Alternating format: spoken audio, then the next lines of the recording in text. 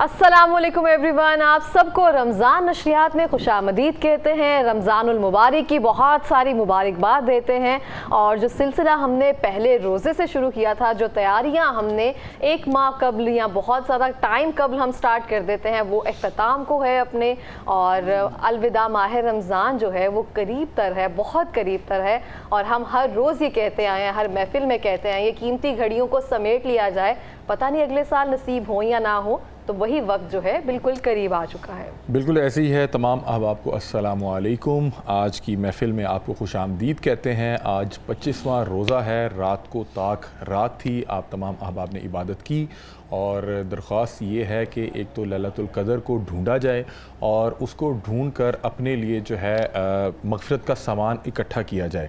اور اب صرف 4 یا 5 روزے باقی رہ گئے ہیں، اور یہ بات کرتے ہوئے دل جو ہے وہ بجھ جاتا ہے، کیونکہ ایک وقت تھا کہ جب چاند کو ہم دیکھ رہے تھے کہ آج چاند چڑھے گا، رمضان گیا، کل چڑھے گا، اور اس کے بعد پھر انسان سوچتا ہے کہ 30 روز میں کیسے جو ہے فاقے کاٹوں گا، اللہ تعالیٰ مجھے ہمت دے۔ لیکن اس کے بعد ہم نے ہمیشہ دیکھا کہ رمضان شروع ہوتا ہے اور پتہ ہونے کا جو ختم ہونے کا پتہ بھی نہیں لگتا، اور یہی معاملات ہیں۔ ساتھ وہ موٹیویشن بھی دے رہے ہوتے ہیں کہ روزے کا مطلب صرف فاقے کرنا نہیں ہے، اس کو اپنے اوپر کس طرح سے آپ نے اپلائی کرنا ہے، اپنے آپ کو سدھارنے کے لیے اللہ تعالیٰ ایک مہینہ دیتا ہے جس میں آپ ہر اس چیز سے، ہر اس برائی سے رک سکتے ہیں، اور پھر اس چیز کو لے کے پورا سال اپنے آپ کو ایک بہتر انسان کے طور پہ اس معاشرے میں جا کے آپ جو بھی کام کرتے ہیں وہاں پہ بتا سکتے ہیں کہ یہ جو اصلاح ہے یہ میں نے ماہ رمضان میں یہ عادت اللہ تعالیٰ نے مجھے عطا فرمائی۔ بہرحال آج کی نشریات کا باقاعدہ آغاز کرتے ہیں، اور نشریات کا آغاز میرا خیال ہے کہ تلاوت کلام پاک سے کرتے ہیں، اور میں قاری فضل میرا صاحب سے جو ہے درخواست کرتا ہوں کہ آپ کلام پاک تعالیٰ سے جو ہے آج کی ہماری محفل کا آغاز کریں۔ جی بسم اللہ۔ اعوذ باللہ من الشیطان الرجیم،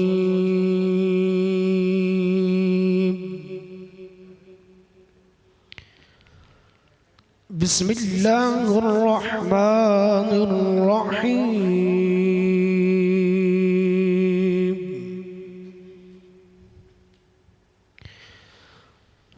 الحمد للہ الذی وهب لي على الكبر إسماعيل وإسحاق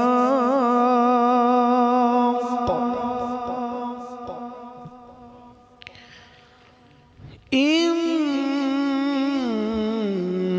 ربي لسميع الدعاء،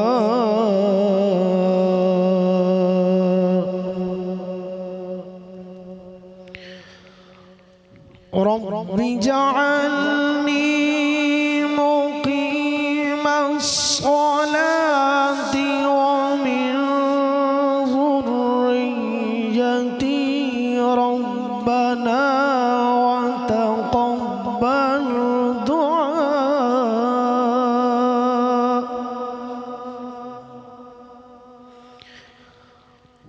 ربنا اغفر لي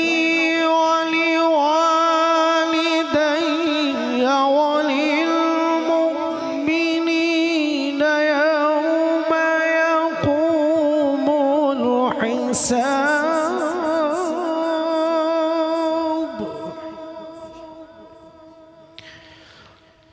بسم الله الرحمن الرحيم،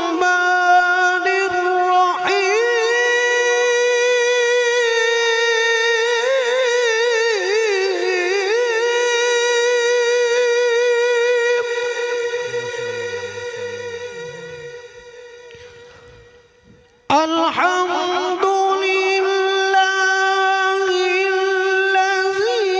وهب لي على الكبر إسماعيل وإسحاق،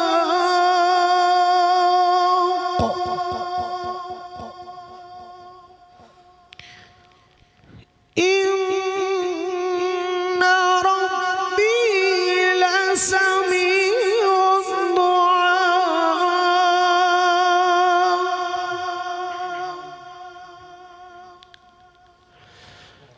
رب اجعلني مقيم الصلاة ومن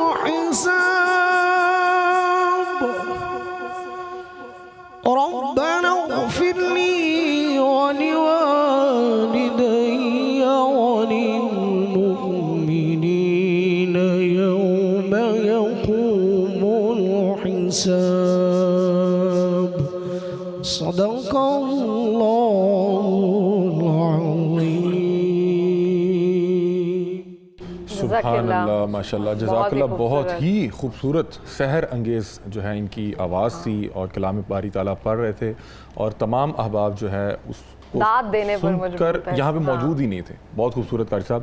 میرا خیال ہے کہ محفل میں آگے بڑھتے ہیں اور درخواست کرتے ہیں فیض رفیق علی قوال اور ہمنوا کو کہ ہماری محفل میں قوالی پڑھ کر سنائیں اور محفل کو چار چاند لگائیں. جی بسم اللہ.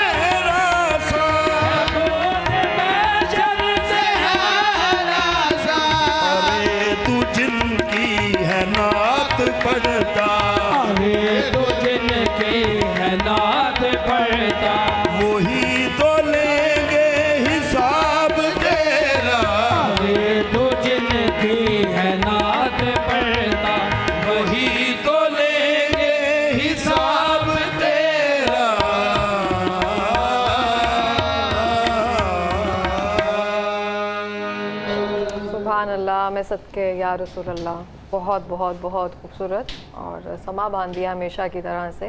महफिल का आगाज़ बहुत बेहतरीन तरीके से हो चुका है। अब टॉपिक में आगे बढ़ते हैं डिस्कशन की तरफ।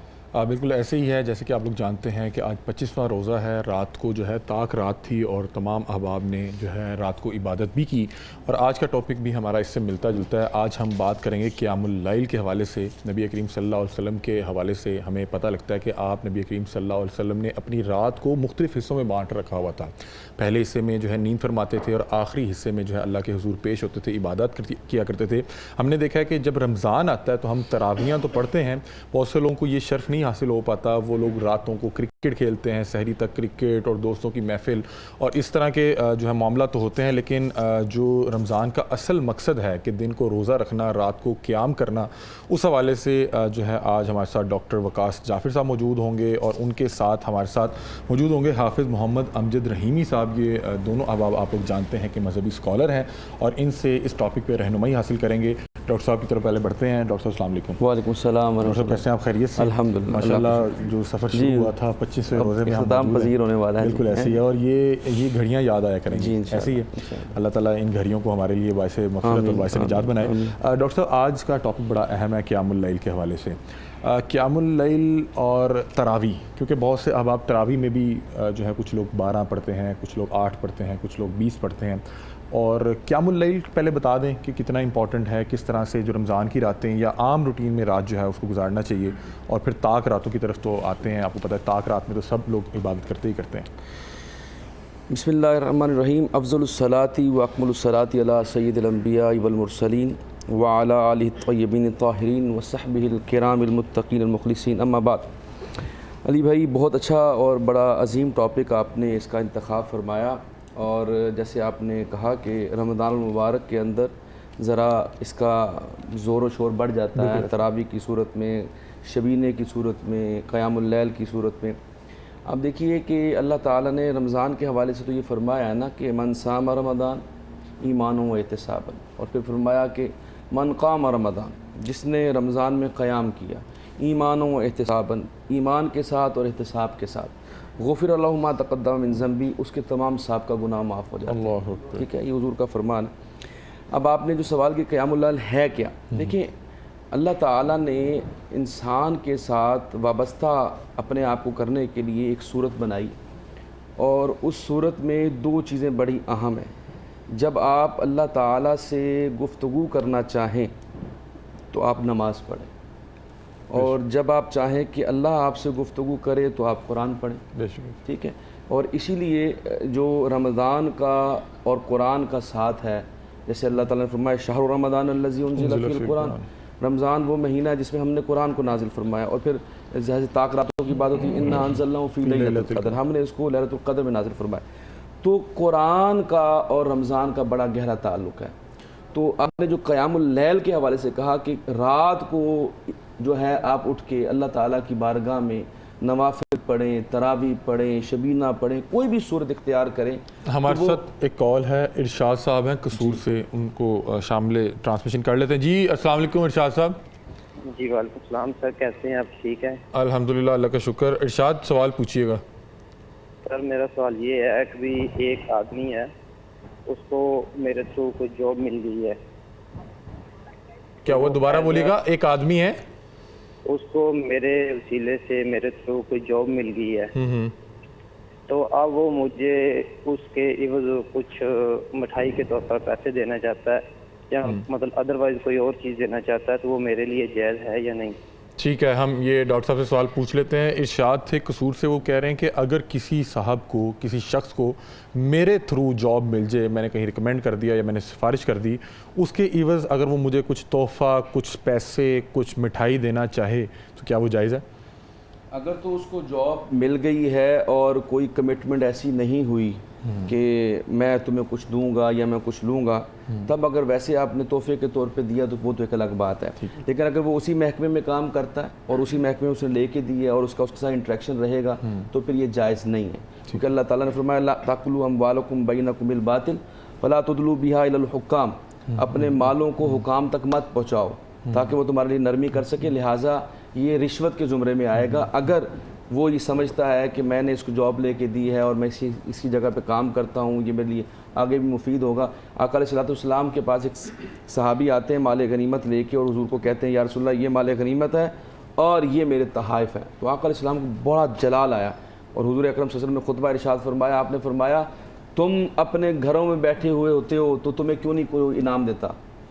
تو اپنے گھروں میں بیٹھو، یہ تمہیں اپنے سیٹ کی وجہ سے ملا ہے۔ تو جو تحفے تحائف انسان کو سیٹ اور اپنے منصب کی وجہ سے ملتے ہیں وہ رشوت کے زمرے میں۔ اچھا ایک اور چیز بھی ہے کہ انہوں نے کہا کہ میرے تھرو ملی، اب پتہ نہیں انہوں نے سفارش کی یا انہوں نے کسی اور کا حق مار کے کہا کہ آپ انہیں رکھ لیں، تو اس حوالے سے بھی میں حق مارنے والی بات تو ذرا الگ ہو گئی۔ اگر آپ نے اس نے سفارش کی ہے اور اسی محکمے میں نے کہا نا کہ وہ سمجھتا ہے کہ مجھے اس کا سے بینیفٹ ہوگا اور وہ بینیفٹ لے گا تو یہ جائز نہیں ہے۔ اگر ویسے کوئی محبت کے طور پہ دے دے وہ ایک الگ معاملہ ہے۔ کوئی ریفرنس بھی دیتا تھا نا کہ وہاں ضرورت ہے تو پھر فون ملا ٹھیک ہے۔ اچھا اب آتے ہیں اپنے ٹاپک کی طرف، قیام اللیل کی طرف۔ جی علی بھائی، وہ میں نے بات کہی کہ اللہ تعالیٰ نے آپ کے لیے جو سسٹم بنایا اس میں جو آپ کے پاس فرائض ہیں نا نماز کے، یہ 5 اللہ تعالیٰ نے جو ہمیں نمازیں فرض کی ہیں۔ اللہ تعالیٰ نے قرآن پاک فرمایا اقم الصلاۃ لدلوک الشمس الی غسق اللیل وقرآن الفجر ان قرآن الفجر کان مشہودا۔ فرمایا نماز قائم کرو جب سورج ڈھلنے لگے، الی غسق اللیل، اور جہاں تک رات ہو جائے اس وقت تک پڑھے۔ تو یہ 4 نمازیں جو ہیں نا وہ آپ کی سورج ڈھلنے کے ساتھ شروع ہوتی ہیں۔ زوال کا ٹائم ختم ہوتا ہے تو ظہر پڑھتے ہیں، پھر اور ڈھلتا ہے تو عصر پڑھتے ہیں، پھر مغرب غروب ہو جاتا ہے تو مغرب پڑھتے ہیں، پھر جب رات ہو جاتی ہے ڈھل جاتی ہے تو آقا علیہ السلام کے مطابق ہم عشاء کی نماز پڑھتے ہیں، ٹھیک ہے۔ پھر فرمایا وہ آپ نے وہ فجر میں قرآن بھی پڑھنا ہے اور فجر کو الگ کر دیا، یعنی سورج ڈھلنے سے لے کے رات تک 4 نمازیں اور 1 نماز فجر کی ہے۔ آگے فرمایا وَمِنَ اللَّيْلِ فَتَحَجَّتْ بِهِ نَافِلَةً لَكَ۔ حضور کو اللہ تعالیٰ نے فرمایا پھر یا رسول اللہ آپ رات کے پہر میں تہجد پڑھا کریں، نافلۃ لک، یہ صرف آپ کے لیے خاص ہے۔ اس میں ایک امپورٹنٹ بات یہ ہے کہ ہم سب کے اوپر 5 نمازیں فرض تھیں، آقا علیہ السلام کے اوپر 6 نمازیں فرض تھیں۔ تہجد یہ جو میں نے پڑھا نا، یہ جو اللہ تعالیٰ نے فرمایا کہ آپ کے نافلۃ لک، یہ آپ کے لیے خاص ہے کہ آپ نے تہجد کی نماز بھی پڑھنی ہے۔ تو حضور اکرم صلی اللہ علیہ وسلم جو تہجد کی نماز پڑھتے تھے رات کے آخری پہر میں، وہ اصل میں حضور کے اوپر فرض تھی، ٹھیک ہے۔ تو آپ نے جو بات کی کہ قیام اللیل، اس کو ذرا فوکس کریں۔ قیام اللیل سے مراد یہ ہے کہ جو نماز آپ فرائض میں پڑھتے ہیں جو فرض کے لیے، اس کو بندے بلاتے ہیں حی علی الصلاۃ حی علی الفلاح، اور جو رات کا قیام ہے اس میں آپ کو رب بلاتا ہے۔ سورہ صحیح مسلم کی حدیث ہے، حضور اکرم صلی اللہ علیہ وسلم نے فرمایا، اللہ فرماتا ہے حل من سائل فاعطیہ، کوئی ہے سائل جس کو میں عطا کروں۔ اور آقا علیہ السلام فرماتے ہیں کہ پہلے آسمان پہ اللہ تعالیٰ جلوہ گر ہوتا ہے اور کہتا ہے کوئی مجھ سے مغفرت مانگنے والا، رزق مانگنے والا، اولاد مانگنے والا، کوئی ہے مجھ سے طلب کرنے والا، میں اس کو عطا کروں گا۔ تو قیام اللیل کا اور فرض نمازوں کا بہت بڑا ڈیفرنس ہے۔ فرض نمازوں میں ریاکاری ہو سکتی ہے، فرض نمازوں میں ایک اتحاد کا ایک مفہوم ملتا ہے، لیکن نوافل جو ہیں جو قیام اللیل ہے اس میں خلوص ہوتا ہے، اس میں آپ تنہائی میں جب اللہ کو یاد کرتے ہیں تو پھر آپ اللہ کے قریب ہوتے ہیں۔ بالکل ایسے ہی ہے، اور یہ انسان اپنے دل کی آواز پہ پڑھتا ہے اور اس کے لیے کوئی شخص آپ کو حی علی الفلاح یا حی علی الصلاح کہہ کے نہیں بلاتا۔ اور میں نے دیکھا ہے جو اس ٹائم قیام کرتے ہیں نا، میں نے یہ خود ایکسپیرینس کیا ہے، آپ جس بھی نیت سے پڑھے ہیں نا وہ آپ کو عطا ضرور ہوتی ہے، چاہے وہ قرب الہی کے لیے پڑھ رہے ہیں، چاہے وہ اپنے کسی ذاتی مقصد کے حصول کے لیے پڑھ رہے ہیں، وہ خواہش ہے، نیت ہے، وہ جو ہے نا مراد بالکل ایسی ہے، بالکل ایسی ہے۔ اور اس وقت میں اللہ تعالیٰ نے خاص سکون رکھا ہوا ہے جو اب آپ یہ نماز ادا کرتے ہیں یا تہجد کے لیے اٹھتے ہیں۔ آگے فرمایا عسیٰ ان یبعثک ربک مقام محمودا، فرمایا جو یا رسول اللہ آپ تہجد پڑھتے رہیں، ایک ان قریب ہم آپ کو مقام محمود پہ پہنچائیں گے۔ تو مقام محمود پہ جو حضور فائز ہوں گے وہاں پہ قیامت والے دن قبلہ علی بھائی اللہ تعالیٰ ہمیں اللہ تعالیٰ کے عرش کے سائے جگہ مل جائے ہمیں۔ آپ دیکھیں کہ ایک عرش ہوگا، یعنی ایک اللہ کی سیٹ ہوگی، ایک مقام محمود دائیں جانب حضور کی سیٹ ہوگی، اس کے علاوہ کوئی سیٹ نہیں ہوگی۔ تو یہ مقام حضور اکرم صلی اللہ علیہ وسلم کو جس نسبت سے اللہ تعالیٰ فرما رہا ہے، وہ کہہ رہا ہے نمازیں پڑھیں یا رسول اللہ، پھر آپ تہجد پڑھیں، ان قریب آپ تہجد پڑھتے رہیں گے، ان قریب ہم آپ کو مقام محمود پہ فائز فرمائیں۔ انشاءاللہ اللہ تعالیٰ ہم سب پہ خاص رحم فرمائے اور ہم سب کو جو ہے ان بابرکت گھڑیوں کو اپنے لیے قیمتی بنانے کا ایک تو موقع بھی دے اور ہمیں توفیق بھی دے۔ ہم بڑھتے ہیں حافظ محمد امجد رحیمی کی جانب اور انہیں بھی شامل گفتگو کرتے ہیں۔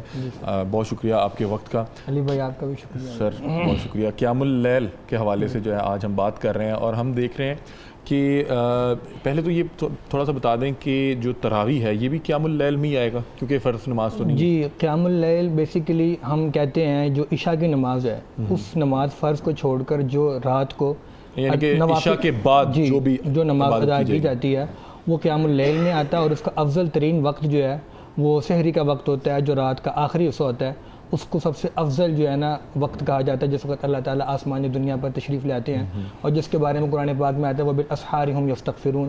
اللہ تعالیٰ نے خاص طور پر ان لوگوں کی قرآن کریم میں تعریف کی ہے کہ جو سحری کے وقت اللہ تعالیٰ سے استغفار کرتے ہیں اور معافی مانگتے ہیں۔ تو تراویح بھی چونکہ فرض نماز تو نہیں ہے، ایک سنت نماز ہے، تو اس کو بھی قیام اللیل کے اندر ہی شامل سمجھا جاتا ہے۔ اور البتہ رسول پاک صلی اللہ علیہ وسلم اس کے علاوہ بھی تراویح کے علاوہ بھی نوافل ادا فرماتے تھے اور وطر بھی ادا فرماتے تھے، تو وہ قیام اللیل کو اگر ہم ایک وسیع تر تناظر میں دیکھیں تو ہم اس کو تراویح کو اس میں انکلوڈ کر سکتے ہیں۔ بہت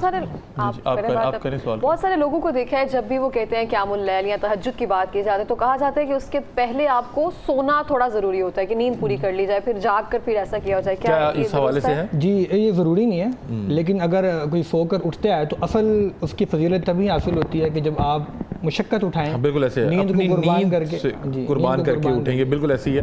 مطلب کہ وہ یہ کہہ رہے ہیں کہ اگر کوئی شخص سوتا ہے اور سو کے اٹھ کے پڑتا ہے تو وہ ذرا زیادہ مشقت کرتا ہے۔ ایسا نہیں، جی ایسی بات نہیں۔ پہلے تو میں آپ کو قیام اللیل کا بتا دوں، قیام اللیل مغرب کی نماز کے بعد شروع ہو جاتا ہے۔ اچھا ٹھیک ہے، عشاء کی نماز سے پہلے ہی، جیسے سورج ڈھلتا ہے ہم مغرب کی نماز پڑھتے ہیں تو آپ کو پتہ ہے ہم ایک نماز اوابین پڑھتے ہیں، وہ قیام اللیل میں ہی شامل ہے۔ ٹھیک ہے، رات کا وقت جو ہوتا ہے مطلب غروب آفتاب کے بعد، جیسے غروب آفتاب ہوتا ہے تو لیل شروع ہو جاتی ہے۔ ٹھیک ہے، تو ایک تو رات سے شروع ہو گیا، اور دوسری بات تہجد کے لیے ضروری ہے سونا۔ آپ عشاء کی نماز پڑھ کے آپ سوئیں گے، آقا علیہ الصلوۃ والسلام کی عادت کریمہ تھی، آقا علیہ الصلوۃ والسلام فرض پڑھ کے سو جاتے تھے اور رات کو آخری پہر میں اٹھ کے حضور وطر اور تہجد مل کر پڑھتے تھے۔ اگر آپ نہیں سوئے تو آپ کی نماز قیام اللیل کہلائے گی، وہ نوافل کہلائے گی، ادا ہو جائے گی، تہجد نہیں کہلائے گی، ادا ہو جائے گی، وہ تہجد نہیں کہلائے گی، ادا نہیں، نماز تو ادا ہو جائے گی نماز تو نا، پڑھی جائے گی۔ قرآن کریم میں اگر شیخ عبد القادر جیلانی رحمۃ اللہ علیہ کے بارے میں آتا ہے اور بھی بڑے بزرگان دین کے بارے میں کہ وہ رات کو وضو کرتے تھے، عشاء کے وضو سے جو ہے وہ نماز پڑھتے تھے فجر کی، تو اس کا مطلب یہ وہ مسلسل نماز پڑھتے تھے، تو کیا انہیں نہیں پتہ تھا کہ رات کے وقت جو ہے وہ فضیلت ہوتی ہے؟ اگر آپ کسی وجہ سے سو ہی نہیں سکے اور آپ کی کوئی فرض کریں جاب ہی ایسی ہے، آپ رات کو جاب ایسی ہے کہ آپ جو ہے سو نہیں پا رہے یا آپ رات ساری کام کر رہے ہیں اور آپ چاہ رہے ہیں کہ میں تہجد بھی پڑھوں، تو اس کا مطلب ہے کہ آپ کہہ رہے ہیں کہ قیام اللیل کر رہے ہیں، اس کا ثواب ہوگا نا۔ نہیں، اگر فرض کریں کہ اس کی جاب ہے، وہ عرصہ دراز سے رات سو ہی نہیں رہا اور وہ تہجد بھی ادا کرنا چاہ رہا ہے، اب وہ کیا کرے؟ اس کے لیے اس کو سونا شرط ہے۔ اچھا، وہ قلولہ کرے گا ہلکا سا؟ جی ٹھیک ہے، ادروائز آپ کہہ رہے ہیں کہ وہ قیام اللیل میں ہے۔ اچھا ٹھیک ہے۔ اچھا مجھے یہ بتائیں کہ تراویح کے حوالے سے تھوڑا بتا دیں کہ تراویح میں کیا اختلاف ہے، ہم سب 20 کیوں نہیں پڑھ پا رہے، یا اگر 8 پڑھنی ہے تو ہمیں بتا دیں 8 پڑھ لیں، مسئلہ کہاں پہ ہے؟ دیکھیے پہلے تو تراویح کا معنی سمجھنے، تراویح ہے کیا؟ تراویح کا جو لغوی معنی نا وہ اس طرح سے نکلا ہے، اس کا معنی ہے آرام کرنا، کیونکہ صحابہ کرام جو ہیں وہ 4 رکعت نماز پڑھ کے تو پھر تھوڑی دیر کے لیے آرام فرماتے تھے، استراحت کرتے تھے، پھر کھڑے ہو جاتے اللہ کی بارگاہ میں، پھر استراحت کرتے، اس لیے اس کا نام تراویح پڑ گیا۔ اس کو ہم قیام اللیل ہی شمار کریں گے۔ ٹھیک ہے۔ اچھا دوسری چیز یہ ہے کہ جو آپ نے کہا جی 8 ہے یا 20 ہے، تو حضور اکرم صلی اللہ علیہ وسلم نے جو 3 دن پڑھی ہیں وہ تو 20 پڑھی ہیں، اور حضرت عمر فاروق رضی اللہ تعالیٰ عنہ نے جب صحابہ کو دیکھا کہ مسجد نبوی میں مختلف مصلی لے کے کھڑے ہیں، کچھ وہاں پہ کھڑے ہیں، کچھ وہاں پہ کھڑے ہیں، تو آپ نے جماعت کا اہتمام فرمایا، اور ساتھ یہ بھی فرمایا کہ کتنی اچھی بدعت ہے، کتنی اچھی بدعت حسنہ ہے جو حضرت عمر فاروق رضی اللہ تعالیٰ عنہ نے جس کا آغاز فرمایا۔ تو یہ 20 پڑھی ہیں، اور جو لوگ 8 پڑھتے ہیں ان کا موقف یہ ہے کہ کیونکہ تہجد کے نفل آقا علیہ الصلوۃ والسلام نے میکسیمم 8 پڑھے ہیں، تو وہ اس تہجد کی نماز کو متصل کرتے ہیں تراویح کے ساتھ۔ ٹھیک ہے، اور یہ بات بھی درست ہے کہ حضور نے جو تراویح کی نماز پڑھی ہے وہ تہجد کے ساتھ پڑھی ہے، یہ بھی ذہن میں رکھیے، کیونکہ حضور نے جو تراویح پڑھی ہے وہ رات کے آخری پہر میں پڑھی ہے۔ اچھا اب اس میں جو میں اور بات کر رہا ہوں، جو 8 اور 20 کا بریک کی طرف چلے آپ کمپلیٹ کر لیتا ہوں، جو 8 اور 20 کا فرق ہے وہ یہ ہے کہ جو 20 پڑھتے ہیں وہ تو حضرت عمر فاروق کے قول کے مطابق آقا علیہ الصلوۃ والسلام کی سنت کے مطابق پڑھتے ہیں، جنہوں نے 8 کا موقف بنایا وہ تہجد سے جو ہے اس کو استعمال کرتے ہیں، اور جو لوگ پڑھتے ہی نہیں ہیں، کچھ لوگ ایسے ہیں جو تراویح پڑھتے ہی نہیں ہیں، ان کے لیے عرض ہے کہ حضرت علی رضی اللہ تعالیٰ عنہ نے اپنی زندگی کے اندر تراویح کی نماز پڑھی اور پڑھائی اور آپ نے 20 رکعتیں پڑھی ہیں، تو مولا علی کی یہ سنت ہے کہ آپ 20 رکعت پڑھتے ہیں۔ ٹھیک ہے، میرا خیال ہے کہ یہاں پہ ایک بریک لے لیتے ہیں، بریک کے بعد واپس آتے ہیں اور اس امپورٹنٹ ٹاپک پہ مزید گفتگو کرتے ہیں۔ ہمارے ساتھ رہیے۔ ویلکم بیک ناظرین، رمضان کی اس خصوصی لائیو نشریات میں آپ کو خوش آمدید کہتے ہیں۔ یہاں پہ وقت ہوا ہے ایک نعت رسول مقبول کا، جس کے لیے ہم درخواست کریں گے حاسف خان صاحب کو، جو کہ بڑے خوبصورت انداز میں نعت رسول مقبول پڑھا کرتے ہیں۔ حضور پلیز۔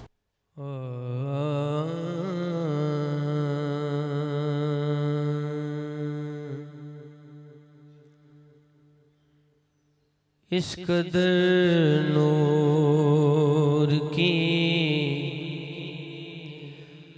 بہتات کہاں ہوتی ہے، اس قدر نور، اس قدر نور کی بہتات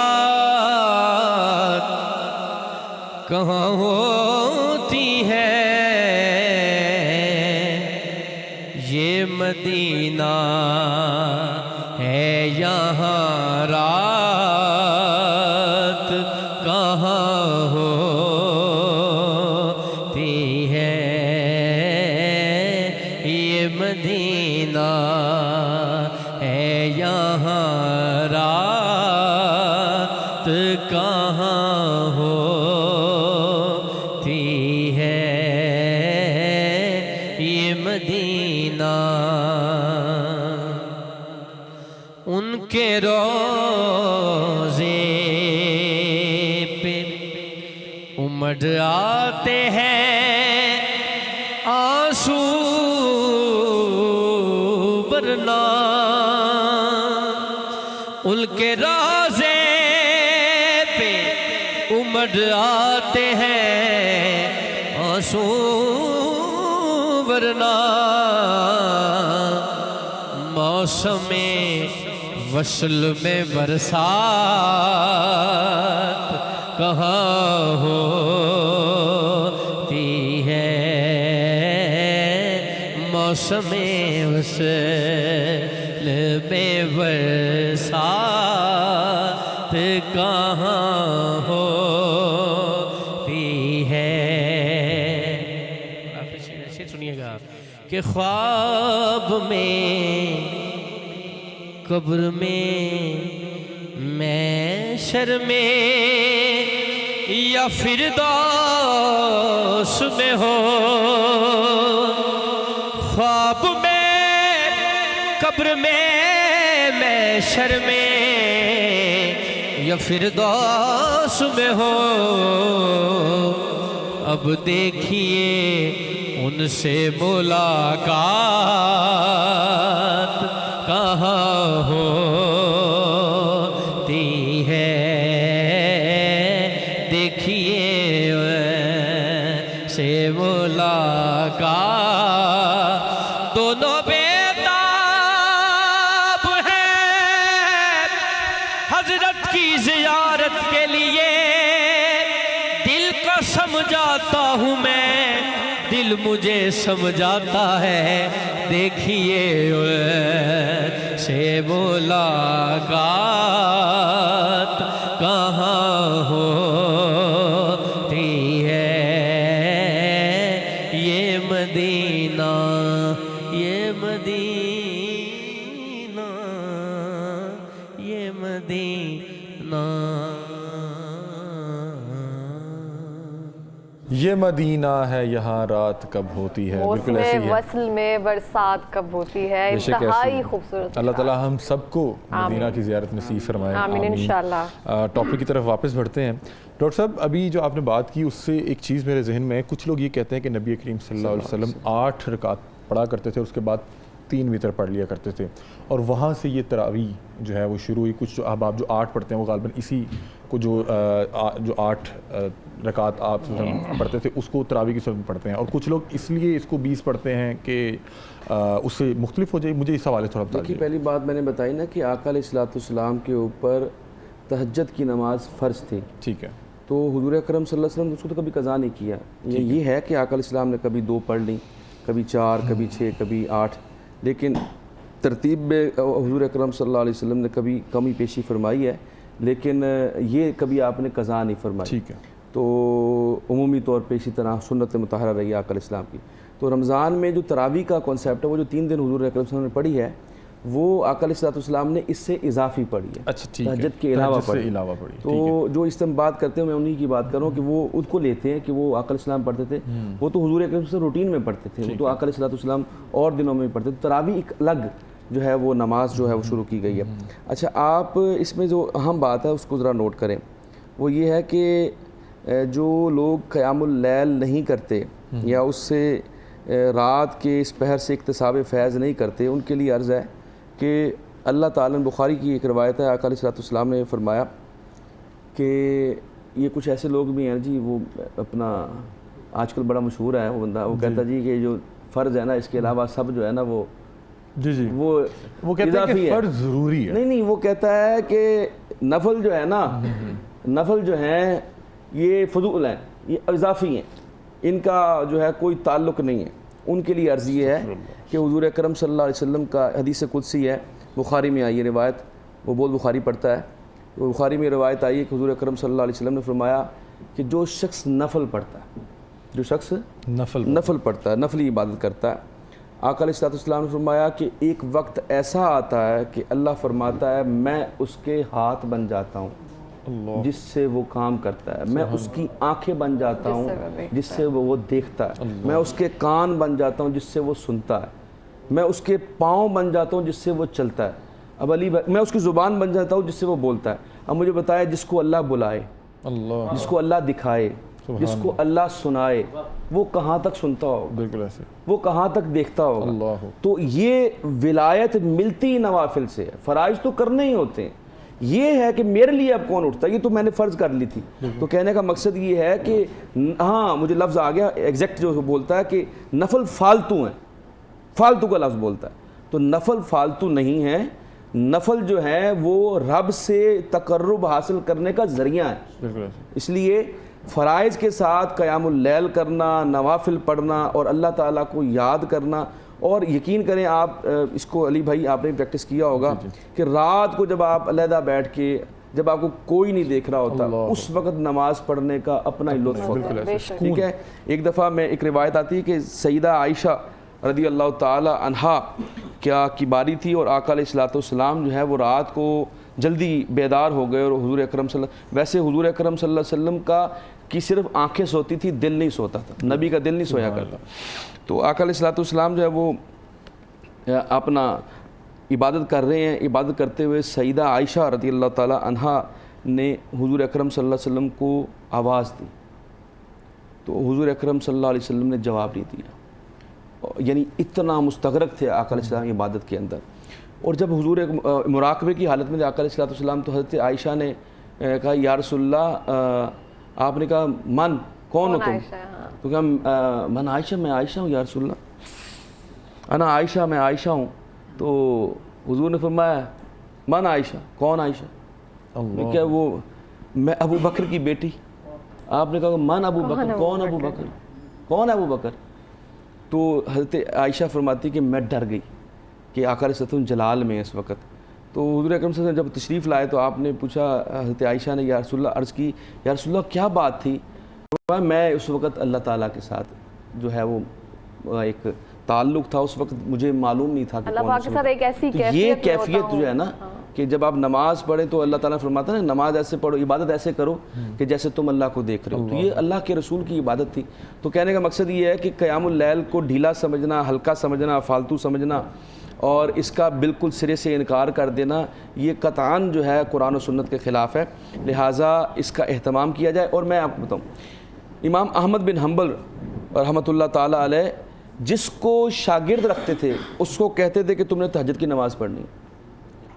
ایک دفعہ آپ کا شاگرد نیا آیا, وہ رہا, رات کو وہ اٹھا نہیں, تو وہ لوٹا جو تھا وضو کے لیے وہ پڑا رہ گیا اس میں پانی. تو صبح آپ نے دیکھا امام احمد بن حنبل نے کہ وہ پانی استعمال نہیں ہوا, تو آپ نے پوچھا کہ تم نے تہجد نہیں پڑھی. تو اس نے کہا حضرت میں نے تو صرف نماز فجر کا حکم ہے، تہجد کا حکم نہیں۔ آپ نے کہا تم کیسے طالب حدیث ہو کہ تم تہجد نہیں پڑھتے؟ میں ایسے شخص کو، آپ کسی ایسے شخص کو شاگرد نہیں بناتے تو تہجد نہیں پڑھتا تھا۔ تو یہ سر، میں مقام ہے۔ یہاں پہ آپ سے پوچھنا چاہتی ہوں کہ بہت سارے لوگ آج ہم 25ویں روزے میں موجود ہیں، بہت سارے لوگ جو ہیں وہ 20ویں روزے سے اعتکاف پہ نہیں بیٹھ سکے ہیں، تو 27ویں روزے سے یا 26ویں کی شب سے وہ اعتکاف پہ بیٹھنا چاہتے ہیں، تو قیام اللیل جو ہے وہ نفلی عبادت ہوتی ہے، سب ان چیزوں میں آ جاتی ہے؟ جی بالکل ایسی وہ نفلی اعتکاف ہوگا، 3 دن کا لوگ کرتے ہیں اکثر 27ویں سے لے کے آن ورڈ، تو وہ 3 دن نفلی اعتکاف ہوگا۔ اور اعتکاف کا مقصد ہی 2 مقاصد ہے نا، یکسوئی اور دوسری چیز جو ہے وہ اپنا لیلۃ القدر کی تلاش ہے، اور لیلۃ القدر کی تلاش ہوگی رات کو، تو ظاہر قیام اللیل کرے گا تو اس کو لیلۃ القدر کے جو ثمرات ہیں یا اس کی جو رحمتیں اور برکتیں وہ حاصل کر سکے گا۔ اچھا، حافظ صاحب کو بھی شامل گفتگو کرتے ہیں۔ حافظ صاحب، جو نبی کریم صلی اللہ علیہ وسلم کے دور میں جو اصحاب تھے وہ قیام اللیل کے حوالے سے کیا اہتمام کیا کرتے تھے؟ بالکل، جس طرح ہم دیکھتے ہیں کہ حضرت عمر فاروق رضی اللہ تعالیٰ عنہ نے باقاعدہ جو ہے رسول پاک صلی اللہ علیہ وسلم کی وفات کے بعد جو تراویح پہلے انفرادی طور پہ ہوتی تھی، حضرت ابو بکر کے دور میں صحابہ کرام انفرادی طور پہ تراویح کی نماز ادا کرتے تھے، تو حضرت عمر نے آ کر اس کا باقاعدہ با جماعت اہتمام فرمایا۔ جس طرح علامہ صاحب نے عرض کیا بھی تراویح کے حوالے سے 20 اور 8 کی رکعت کے حوالے سے، تو اس کے اندر امام بخاری رحمۃ اللہ علیہ نے بخاری شریف کے اندر جو قیام اللیل ہے اس کے باب کو بھی الگ ذکر کیا، اور اس کے علاوہ جو تراویح کا باب ہے اس کو بھی الگ ذکر کیا، جو اس بات کے واضح طور پہ دلیل ہے کہ تراویح کی نماز اور جو دوسری نماز ہے وہ مختلف ہے۔ ابھی آپ نے جس طرح اصحاب کی بات کی ہے تو میرے ذہن میں چھوٹا سا واقعہ حضرت عمر فاروق کا آ گیا کہ حضرت عمر فاروق رضی اللہ تعالیٰ عنہ ایک دفعہ رات کو گلیوں میں جس طرح وہ گشت کرتے تھے، وہ گشت کر رہے تھے، تو ایک گھر سے ان کو قرآن پاک کی پڑھنے کی آواز سنائی دی۔ کوئی شخص تھا جو زار و کتار بڑے ہی انہماک کے ساتھ نوافل کے اندر رات میں قیام اللیل کرتے ہوئے یہ آیت قرآن پاک کی تلاوت کر رہا تھا کہ ام حسب الذین اجترحوا السیئات ان نجعلہم کالذین آمنوا وعملوا الصالحات سواء محیاہم ومماتہم ساء ما یحکمون، کہ کیا ان لوگوں نے یہ خیال کر لیا ہے جنہوں نے برے اعمال کیے ہیں کہ ہم ان کو ان کی طرح بنا دیں گے کہ جو لوگ ایمان لائے اور جنہوں نے عمل صالح کیا، کیا ان کا مرنا اور ان کا جینا برابر ہے؟ اللہ فرماتے ہیں کتنا ہی برا ہے فیصلہ جو یہ کرتے ہیں۔ تو اور وہ شخص جب یہ پڑھ رہا تھا تو وہ رو رہا تھا، تو حضرت عمر رضی اللہ تعالیٰ عنہ نے جب اس کی یہ آیت سنی، تلاوت سنی، تو شدت غم سے اور اس آیت کے غم کی کیفیت سے وہ بھی زار و کتار رونے لگے اور دعا مانگنے لگے وہاں پر کہ یا اللہ ہمیں بھی ان لوگوں میں شامل فرما دے جو قیام اللیل کرتے ہیں اور جو آخرت کی تیاری کرتے ہیں۔ اس طرح حضرت عثمان رضی اللہ تعالیٰ عنہ، حضرت علی رضی اللہ تعالیٰ عنہ اور تابعین اور تبع تابعین، ان کو اگر آپ دیکھیں تو یہ سارے وہ لوگ ہیں جنہوں نے باقاعدہ با جماعت نماز تراویح کا اہتمام کیا اور 20 تراویح کا اہتمام کیا۔ اسی طرح اگر ہم آگے جاتے ہیں امام مالک رحمۃ اللہ علیہ کو اور ہم ان لوگوں پہ آتے ہیں، ہمیں پتہ چلتا ہے کہ امام مالک رحمۃ اللہ علیہ کے بارے میں آتا ہے کہ رمضان المبارک میں وہ تمام تر مصروفیات کو چھوڑ کر حدیث کی تدریس کی صرف اور صرف نماز کے اوپر، تراویح کے اوپر اور قرآن کے اوپر جو ہے وہ اپنا تمام تر ٹائم جو ہے وہ تراویح کی نماز کے اوپر اور قرآن کی تلاوت کے اوپر جو ہے وہ مرکوز کرتے تھے امام مالک رحمۃ اللہ علیہ۔ اور اسی طرح حضرت مجدد الفسانی رحمۃ اللہ علیہ فرماتے ہیں کہ تراویح کی نماز جو ہے یہ اللہ تعالیٰ سے ملاقات کا ایک براہ راست ذریعہ ہے۔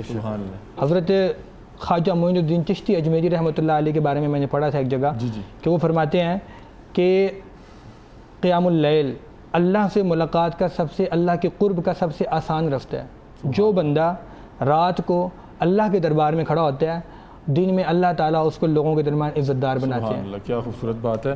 اچھا ڈاکٹر صاحب، ایک چیز ابھی آپ نے بتایا کہ جو اعتکاف ہے وہ لیلۃ القدر جو ہے اس کو ڈھونڈنے کے لیے بیٹھا جاتا ہے، اور ایک آیت ہے انا انزلناہ فی لیلۃ القدر کی ہم نے سورۃ ہاں اچھا اس میں کہا جاتا ہے کہ قرآن کا جو شروع کا کچھ حصہ ہے وہ لیلۃ القدر میں اتارا گیا، تو اس حوالے سے پتہ لگ جاتا ہے کہ لیلۃ القدر کی ایگزیکٹلی دن کیا تھا؟ اور سنا ہے کہ نبی کریم صلی اللہ علیہ وسلم اس حوالے سے بتانے لگے تھے اور غالباً وہ آئے تو کچھ 2-3 اصحاب آپس میں جو بحث و تکرار کر تو پھر نبی کریم صلی اللہ علیہ وسلم نے نہیں بتایا، ایسا ہی ہے اس حوالے سے جی میں بتانا چاہتا ہوں جی کہ ایک تو اللہ تعالیٰ نے قرآن پاک میں واضح فرمایا شہر رمضان الذی انزل فیہ القرآن، کہ رمضان وہ مہینہ ہے جس کے اندر ہم نے قرآن کو نازل فرمایا۔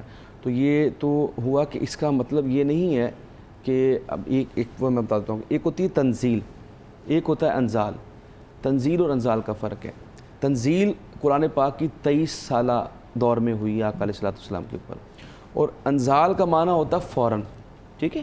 تو اس میں جو علماء کا یہ کہنا ہے کہ جو انا انزلناہ فی لیلۃ القدر، کہ قرآن کو ہم نے، اس ذکر کو ہم نے لیلۃ القدر کی رات میں نازل فرمایا ہے۔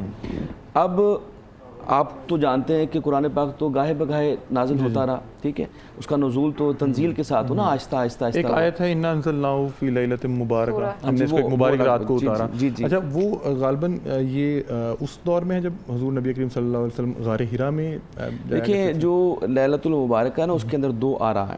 ٹھیک ہے، ایک رائے یہ ہے کہ اس سے مراد لیلۃ القدر ہی ہے، اور ایک علماء کی رائے یہ ہے کہ اس سے مراد شب برات کی رات ہے۔ ٹھیک ہے، لیلۃ المبارکہ شب برات جو 15 شعبان کو آتی ہے، تو دونوں کا اپنا اپنا اسکول آف تھاٹ ہے کہ اس سے مراد وہ سمجھتے ہیں کہ لیلۃ المبارکہ، جو لوگ سمجھتے ہیں کہ لیلۃ المبارکہ اور لیلۃ القدر ایک ہی ہے، وہ اسی کو کنسیڈر کرتے ہیں، اور جو علماء یہ کہتے ہیں کہ نہیں، لیلۃ القدر الگ ہے اور لیلۃ المبارکہ الگ ہے، تو یہ الگ فرق۔ میں آپ کو اس کا فرق بتا دیتا ہوں، علماء نے اس میں تطبیق پیدا کی ہے۔ دیکھیے لوح محفوظ پہ سب کچھ لکھا ہوا ہے، ٹھیک ہے نا؟ تو اللہ تعالیٰ نے جب قرآن کو لوح محفوظ پہ نازل کیا، ٹھیک ہے، وہ رات جو تھی نا، وہ رات لیلۃ القدر کی رات تھی، ایک رائے یہ ہے۔ اور یہاں سے لے کے بیت الحکمت جو پہلے آسمان پر ہے، وہاں سے قرآن نازل ہوا ڈائریکٹ، اس کو کہتے ہیں کہ یہ لیلۃ المبارکہ میں نازل ہوا، ٹھیک ہے۔ تو وہاں سے پھر گاہے بگاہے جبریل امین جو ہیں وہ نیچے لے کر آتے تھے۔ یہ آراء ہے، مختلف ہو سکتی ہے رائے، ہر ایک کی اپنی اپنی رائے ہے، لیکن بہرحال یہ ہے کہ لیلۃ القدر میں تو کسی قسم کا کوئی ابہام نہیں ہے کہ وہ طاق راتوں میں، وہ آقا صلی اللہ علیہ وسلم کا فرمان ہے کہ یہ آخری عشرے کے اندر اس کا کی تلاش کی جائے، اس میں سے 21 سے لے کے 29 صحابی رسول کے حوالے سے بتایا تھا کہ وہ قسم یاد فرماتے، جی کھا کے کہا کرتے تھے کہ عبداللہ بن عباس جب بھی ملی جی، تو مجھے عبداللہ بن عباس مفسر قرآن ہیں جی، رئیس المفسرین ہیں، آقا علیہ الصلوۃ والسلام کے کزن ہیں، اور وہ قسم یاد فرماتے تھے کہ مجھے جب بھی ملی ہے لیلۃ القدر، وہ مجھے 27ویں کو ملی۔ سبحان اللہ، کیا خوبصورت بات ہے۔ میرا خیال ہے کہ یہاں پہ نعت رسول مقبول کے لیے قاری فضل میرا سے درخواست کرتے ہیں کہ ہمیں جو ہے نعت رسول مقبول سنائی جائے۔ جی بسم اللہ۔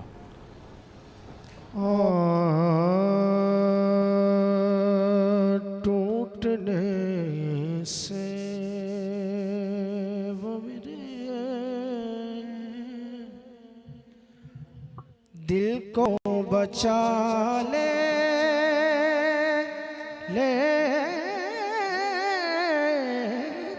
ہیں، ٹوٹنے سے وہ میرے دل کو بچا لیتے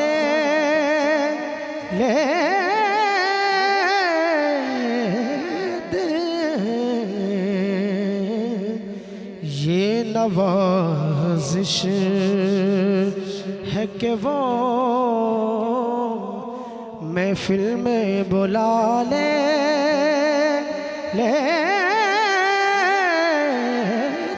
ہیں، یہ نوازش ہے۔ ان کی کیا بات ہے، کیا شان ہے، سبحان اللہ، وہ تو اجڑے ہوئے گل شن بھی کھلا دیتے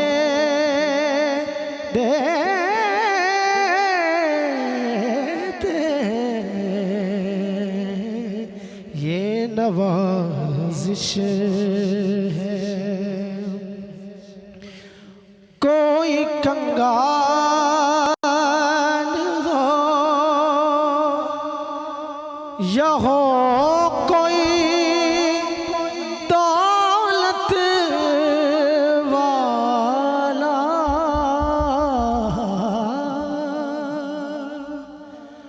کوئی کنگال ہو یا ہو کوئی دولت والا،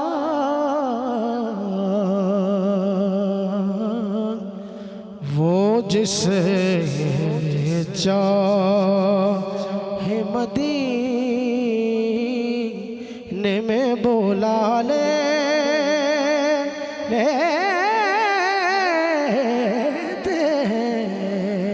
ہیں اور کربلا والے کربلا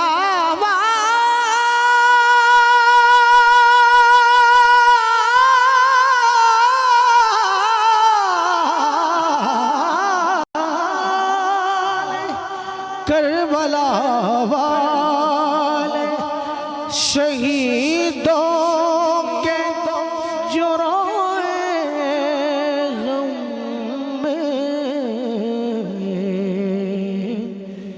میرے آقا اسے ہر دکھ سے بچانے لیتے